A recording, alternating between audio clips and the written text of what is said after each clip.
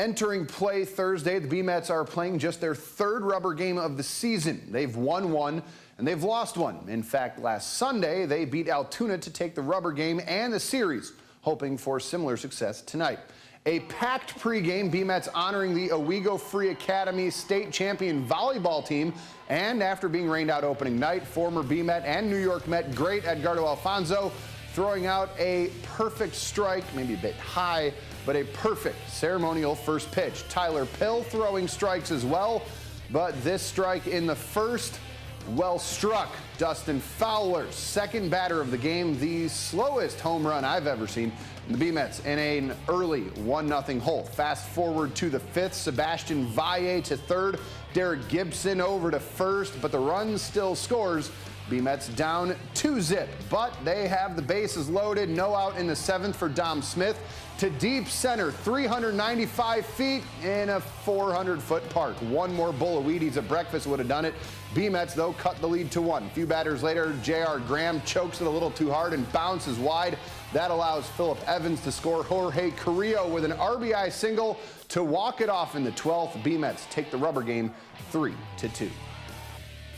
The excitement has not yet subsided after the news that Kurt Kleinendorf will return to the coach the B-Sens next season broke. When talking about the most well-liked and successful coaches in Binghamton, the top two, 1A and 1B, in no particular order, are Coach K and his replacement and the man he's replacing, Luke Richardson. Well, Richardson and the organization parted on perhaps a bit of a sour note, Richardson wanting the coaching job in Ottawa and Ottawa wanting to look elsewhere. You can't overlook the success he had with Binghamton. 2 playoff appearances and a 153, 120, and 31 record. Luke could just walk in the room and, the young players that are a year or two into the pros with us, look at a guy who spent 21 years in the National Hockey League, you got to pay attention. I suspect that you'll probably see his name, maybe not in the beginning as a head coach, but he's got to put in his dues there too. But I think he probably has a good chance of, I remember an article a year or two ago, I think it was in the Hockey News, where they said Luke Richardson's an NHL coach in waiting.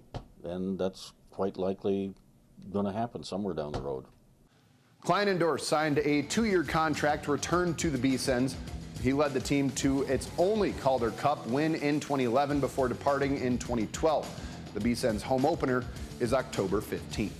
Yesterday's 5th place finish in the 800-meter preliminary heat was a disappointing end to Jesse Garn's collegiate career, but the 18th overall finish gives him an All-American honors for the 3rd time in his career. After 5 years of racing as Bearcat, he says none of it would have been possible without great coaching. Annette Acuff is really to thank for everything. She took me under her wing and she saw the potential that I had before I even did, as a freshman here at Binghamton. So, we've just continued to develop every year, and regardless of injuries or anything like that, she just helps me to maintain such a positive mindset, and I have a lot of confidence going into these, championship races and some really awesome experiences to have as a collegiate athlete. And so it's awesome to represent Binghamton in that way as well. Garn joins Eric Van Ingen and Rory Quiller as the only Bearcats to earn All-American status 3 times in a career.